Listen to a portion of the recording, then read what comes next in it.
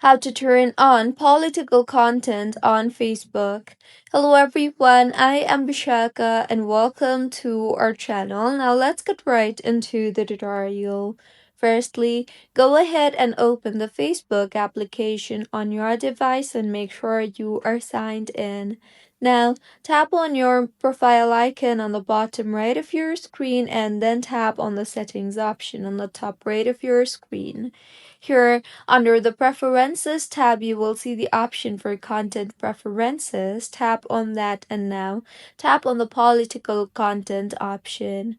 Further, go ahead and toggle on the toggle button for Suggest Political Content, and whenever this toggle button is enabled, you may see political content from accounts that you did not follow. So, this is how you can turn on political content on Facebook. If you find this tutorial helpful, please like the video and do comment if you have any queries. Also, do subscribe to our channel for more helpful tutorials like this. See you on the next one.